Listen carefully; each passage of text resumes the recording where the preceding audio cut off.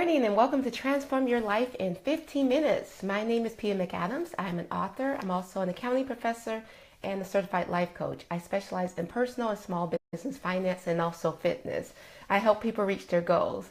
And today we're going to be talking about your behavior and the habits. We're going to talk about some strategies, basically 5 strategies that's going to help you eliminate those bad habits. So I want to start off by telling you that your behavior is what stands between you and your goals, okay? Your behavior. Now that's empowering, is it? You may say, oh my God, Peter, you started off negative. No, but to me that's empowering. Why? Because it's something that you are doing. So if it's something that you are doing or not doing, that means that you can stop doing it, okay? So in other words, it's empowering because it's not because of someone else, it's because of you. And so if you're doing it, that means you can easily not do it, right? So hopefully you find that empowering, but I'm going to help you out. I'm going to give you 5 strategies, basic strategies that's going to help you identify and get rid of those, not identify, but help you to eliminate those bad habits. So keep in mind that I'm talking about behavior. If you're calling yourself a professional, but you're showing up late and unprepared, your behavior is going to rat you out every time, right? So you have to, whatever it is, walk your walk, talk your talk. So if you have those habits, and we've been talking about habits for the last few days, and some of those habits are stemmed so deeply, like so rooted within us because we've been carrying them around for years and years. And so we've been talking about different strategies on how to identify those habits and how it's going to help you. I also mentioned that a lot of this stuff is subconscious. Remember, we walk around 95% of the time, we're walking around unconscious. We're just doing things on autopilot. Like, think about it. How many times have you gotten into the car and all of a sudden you reach your destination? You don't even remember to drive over or to drive back drive to wherever it is that you were going. Okay, so in other words, we're on autopilot, and it's because of those habits. Like when you brush your teeth, you don't really think about it. I pretty much guarantee that you probably have the same routine where, you get out of the bed, probably sleep on the same side of the bed every single night. Then you roll over and then you put your house shoes on, put your robe on, then you go to the bathroom, use the bathroom. It's the things that we do that we don't even think about because it's a habit, it's within us.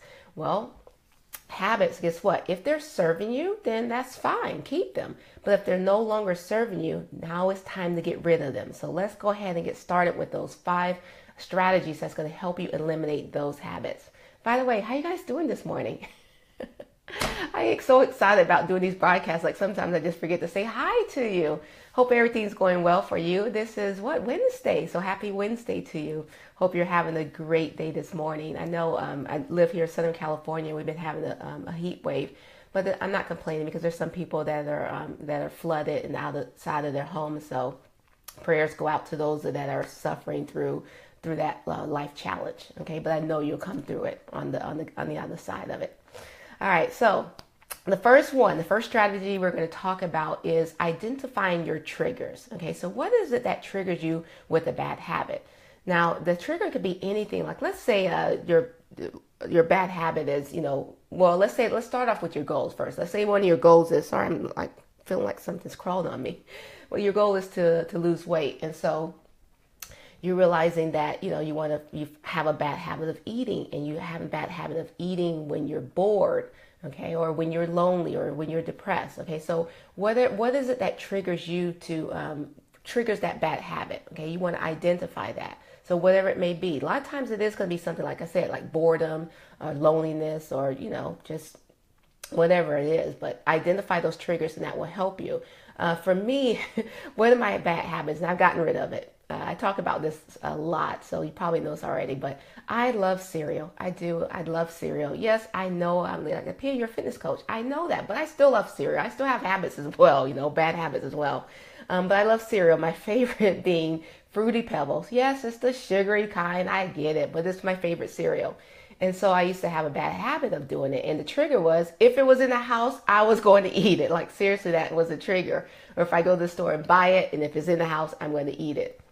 So I've actually gotten, much, much better with that because it's not necessarily a habit to me now. It's still my favorite cereal, but oh my God, it's my favorite cereal, but I haven't had it in over a year. Like it's been a long time since I had it. But anyway, I had to work on that habit, and I identified the trigger. And the trigger was that if it was in the house, I was going to eat it. Which brings me to my second strategy for eliminating bad habits, and that is clean house.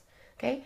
If it's something that you're doing that's located in your house, then don't do it. Clean the house. So my cleaning house was getting rid of all the snacks, getting rid of all the cereal, all the things that I know I wasn't supposed to eat. If I'm trying to eat healthy, then I'm just going to stop buying them. I'm not going to have it in the house because if it's in the house, I'm going to eat it. Now that was sort of a challenge at first because I have at the time a small child. Now he's 16 and he's 6'2", so he's not small anymore. But when he was growing up, it was a small child, so of course you want to have snacks for your children. So what I did was I just incorporated that in his lifestyle as well. So I just put around like healthy snacks. Okay, so which of course is the third strategy. You want to swap it out. Okay, so some of these strategies kind of topple on each other and they help each other out. So just to kind of recap, the first strategy was to identify your triggers, because by identifying that trigger, that's going to actually help you with that habit. Second strategy is going to be for you to clean house. If it's in your house and that's going to trigger you, get rid of it. The third one is to swap it. So whatever that bad habit is, swap it with a habit that's going to serve you. And the fourth one is going to be ease into it. So some of these habits that are deeply rooted, you're going to have to ease into it. So for example, let's say that you want to, you have a bad habit. Now, say my cereal, because that's what happened with my cereal. I had to ease into it. So what I ended up doing was, the first thing I started doing was buying whole milk. Because at the time, my son was very, very small. So I would buy whole milk. I don't drink whole milk. So if cereal was in the house, but it was whole milk only, I wouldn't eat it. Okay, so that was my first thing I did. So I kind of eased into how I got rid of that bad habit of eating cereal. Okay, and then the fifth habit is jump into it. Like some habits you just got to completely just eliminate without no ifs, ands, and buts. And it could be like smoking. Like smoking could be one that you could, for some of you, smoking could be, well, first off, the trigger would be, first thing in the morning, you got to have your coffee and your cigarette. So the coffee could be that trigger to have the cigarette. And then another one, like for some of you, you can actually, not necessarily clean house, because something like with cigarettes, more, something where if you have it, or if you don't have it, you just probably go out and get it. For me, for milk or anything, going to the store is not like my favorite thing to do. So I wasn't just going to go out and buy some, let's say, fat-free milk or 2% milk that I would drink. No, I wouldn't. If it wasn't in the house, I wasn't going to go out and get it unless I was going to the store. But for cigarettes, for some of you, can swap it like with gum. And sometimes it's deeply rooted, where it's ingrained in you for such a long time. You got to ease into it. You may have to take this 12-step program or whatever it may be. But some people can actually just eliminate habits just like that by jumping into it. All right. So again, when it comes to eliminating those bad habits, we talked about just 5 strategies that's going to help you. Again, we're going to identify those triggers. You're going to clean house. You're going to swap it, ease into it, and or jump into it. All right, so hopefully this was helpful for you, because again, when we talk about the behavior or the action stems from the habits. So if you're having problems taking actions on what it is that you want, then look at the behavior. And again, the behavior stems from habits, so look at those habits. And remember, it's empowering, because if it's habits that you've acquired over the years and they no longer serve you, then you can change those habits. All right. That's my talk for this morning. So hopefully that was helpful for you.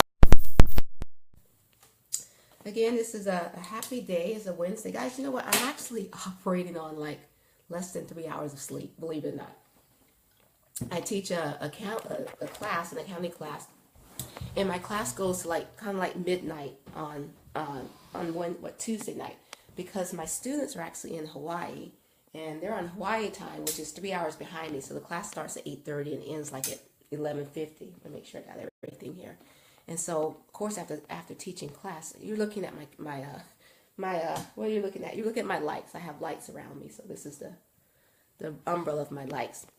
But anyway, so I teach a late class, and so once the class is over, I'm like all hyped up, and I can't go to sleep. And so it's like 2 hours, 3 hours, I went to bed about 2 o'clock in the morning, and then I get up now at 5 to get ready to do this live. So I'm operating on little or no sleep. But you know what? You're not feeling sorry for me, because, I get to create my day.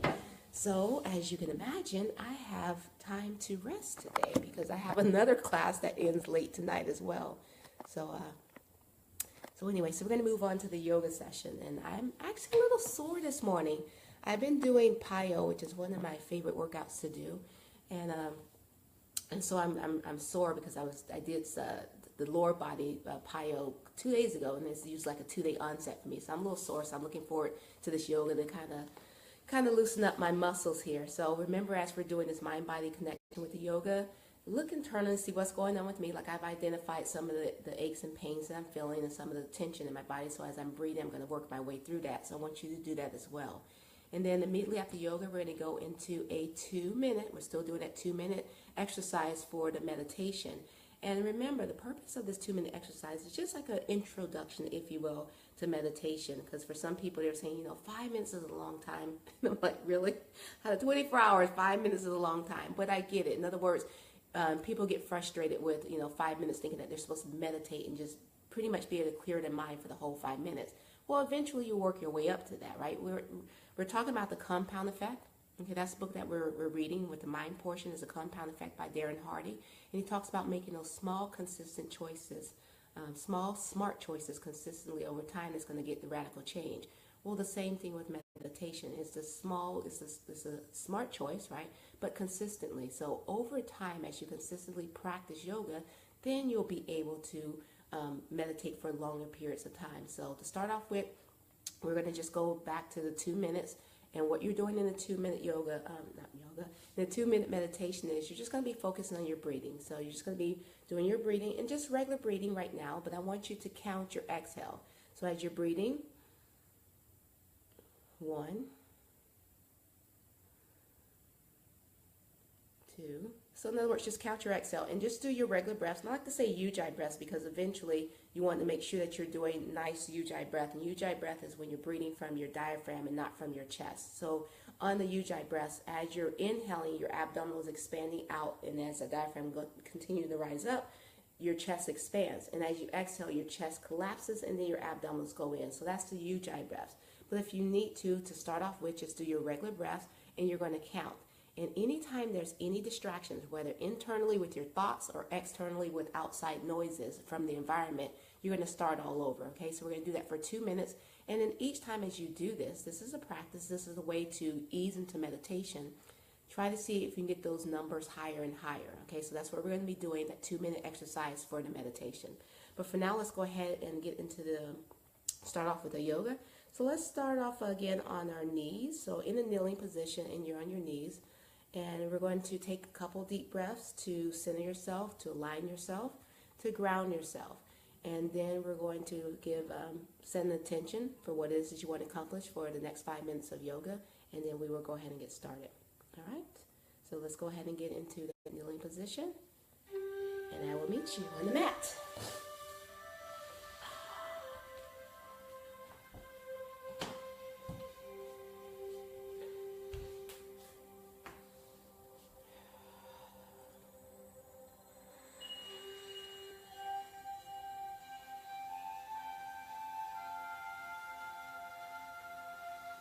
Alright, go ahead and start walking your hands out to child's pose. And we're going to do child's pose, a resting position. But again, this is an active resting. So I want you to press your fingertips down into the mat. I want you to give nice long extensions from the fingertips to the shoulder blades. And from the crown of your head to your tailbone. And continue breathing, nice ujjayi breaths. Inhaling deeply through your nose, exhaling through your mouth.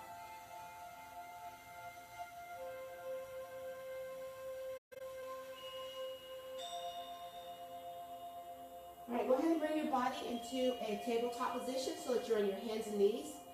And you're going to spread out your fingers nice and wide. Your palms are directly underneath your shoulders and your knees are directly underneath your hips. And you're in a neutral spine position. We're going to take a nice deep breath here. And as we exhale, we're going to drop your chin down to your chest, round through the spine, tuck the pelvic under. As we inhale, your head and chest comes forward. You're going to arch your back, tailbone sticks out toward the back of the room. And as you exhale, round through the spine, tuck the pelvic under. Again, inhale. And continue to go through this cat-cow motion just for a couple breaths. Just kind of warming up the lower back, the spine, the core, your neck. And make sure that you're pressing your shoulder blades away from those ears.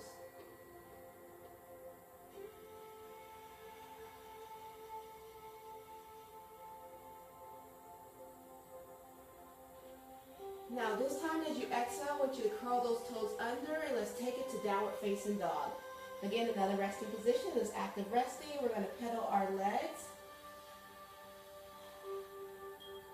fingers and toes are spread out nice and wide. Your middle fingers are facing forward. Your thumbs are facing in.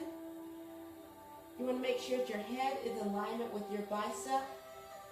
And you're pressing your chest towards your thighs and your knees. Let's come up on the top of our toes as we inhale. And as we exhale, roll down to the balls of your feet all the way down toward the heels. Again, inhale, come up on the top of the toes. And as you exhale, roll down to the balls of the feet all the way down to the heels. Let's do that one more time. As we inhale, come up on the top of the toes. This time as we exhale, we're going to bend that right knee and take the hips over toward the left. Get a nice deep stretch here. Go ahead and return back to the center and roll down to the balls of your feet all the way down to the heels. Come up on top of your toes. Again, this time we're going to lean the opposite direction, or bend the opposite knee and lean toward the opposite direction. So you're bending your left knee, leaning over toward the right. All right, return back and roll it all the way down. Come up on the fingertips and walk your way back toward your toes. And then I want you to slowly round it up, taking it one vertebrae at a time, making sure that your head is last to rise. We're going to come to Tadasana, which is mountain pose. So your feet are grounded, feet are spread out nice and wide, feet are together, slightly apart. Chest is lifted, shoulders are drawn down the back, fingertips are facing toward the earth. Nice long extension from the crown of your head all the way up to the sky with the string. Looking forward. Inhale, take the arms up overhead. As we exhale, forward fold into Uttanasana. As we inhale, you're going to look up halfway. Flatten out the back, arch or inchworm your way back out to the plank. As we exhale, we're going to come to downward facing dog. As we inhale, we're going to come to plank. And as we exhale, we go to downward facing dog. Again, inhale to plank. Exhale to downward facing dog. Come up on the fingertips. Walk your way back toward your toes. Inhale, take it all the way up. This time, arch back from you a little. Exhale, dive the body forward. And look up halfway. Flatten out the palms. Inchworm out to the plank. Release your knee, chest, chin, or Chaturanga Dandasana. We're going to inhale to upper facing dog. Curl those toes under. Exhale to downward facing dog. Now this time we're going to walk our feet in toward our hands. Forward fold in Uttanasana. Inhale, take it all the way up. Arch back. Exhale, dive the body forward. Look up halfway. Flatten out the palms, step back, right, left into the plank. Release your knee, chest, chin, or Chaturanga Dandasana. Inhale. Curl those toes under and exhale. We're going to step forward, right, left. Inhale, take it all the way up, arch back. Exhale, dive the body forward. Looking up halfway. Flatten out the palms, Uttanasana. This time you're stepping back, left, right into the plank. Knee, chest, chin, or Chaturanga Dandasana. Inhale. Curl those toes under and exhale. This time we're going to step forward, left, right. Inhale, take it all the way up. Arch back. Exhale into the chair. Now I want you to squeeze your thighs together. Head is natural extension of your spine. Head is in line with your biceps. Your arms or your palms are facing forward. Remember, if there's any strain and stress in your neck, feel free to bring your palms together at the heart center. Lift up. Arch back. Uttanasana. Look up halfway. Flatten out the palms, step back, right, left. And I want you to chaturanga all the way down. Take those arms behind you, palms are facing up. As we inhale, I want you to lift your chest and lift your feet. Squeeze those thighs together. As you exhale, release down. Again, inhale, take it up. Try to get a nice long extension from the fingertips to the toes. Exhale, release down. Again, lift up.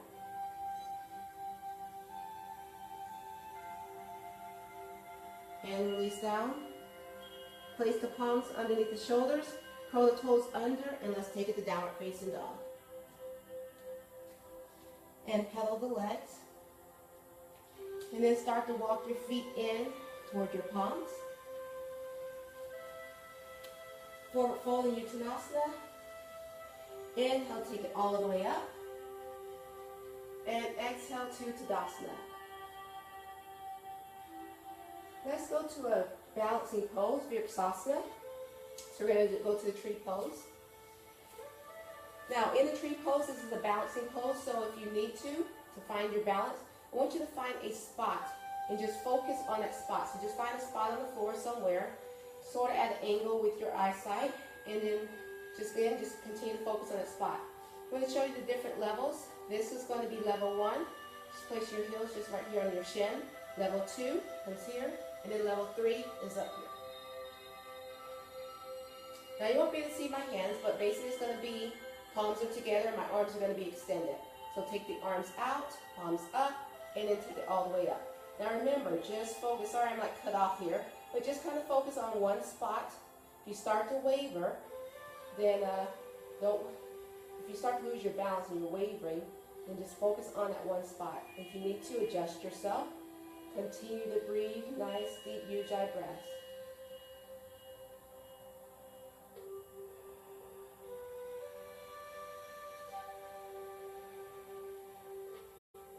All right, go ahead and release it down.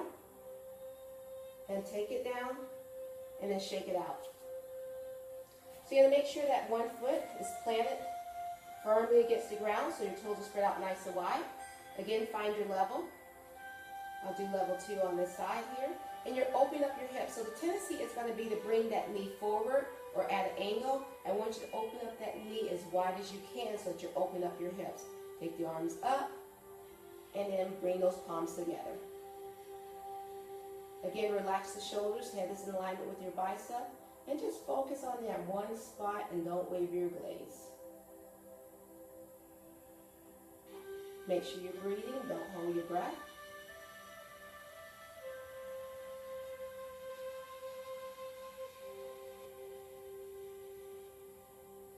And release it down and shake it out. All right, so return back to Tadasana. Inhale, take those arms up. As we exhale, place the palms flat. Walk your feet out toward the edges of the mat and release the tailbone down. Since we're in the balancing move, let's kind of do a precursor to the crane. So I want you to make sure that your palms are down flat directly underneath your shoulder. Okay? But they're slightly in front of you. And then what I want you to do is kind of lift your tailbone so that you're kind of resting your thighs onto the triceps. And then all you're going to do is just kind of bring the body forward and just kind of come up on your toes. We won't do the full crane today. We'll just do put a little pressure on it so that you can see. Then I want you to walk your toes in and then just kind of hold it here. Just breathe, just to feel what it feels like. And we'll start working on this so we can actually do the full crane. All right, walk the feet back out. Release the tailbone back to Malasana.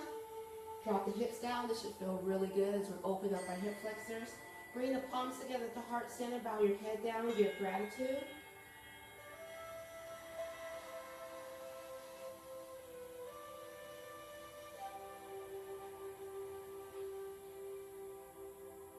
Then bring the palms down. Take them behind you and transition yourself into a comfortable seated position facing forward. Make sure that you're on your sits bones and off the fleshy part of your bottom. Fingertips are facing down toward the mat. As we inhale, we take the arms up overhead.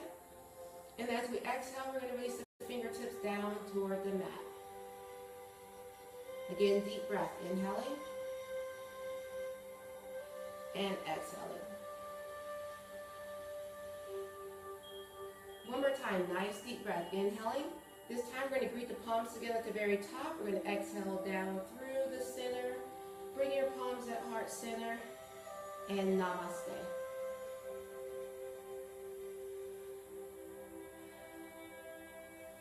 All right, so this brings us to our 2-minute meditation. So again, come to a nice comfortable seated position if you're just joining us. And all you're going to do is you're going to count your breath. So this is like a beginning introduction to meditation.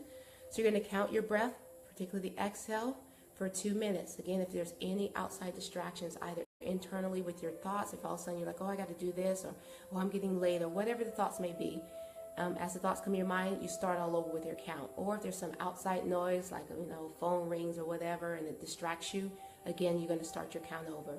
We're just going to do this for 2 minutes and see how long that you can keep your focus on your breath. All right, go ahead and take a nice deep breath. And as you exhale, just go ahead and close your eyes and begin.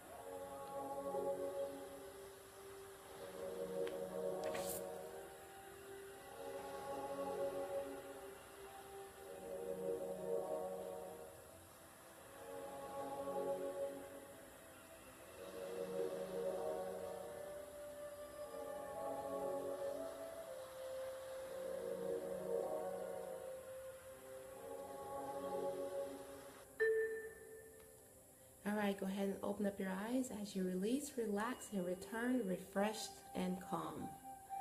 You've done something good for yourself today.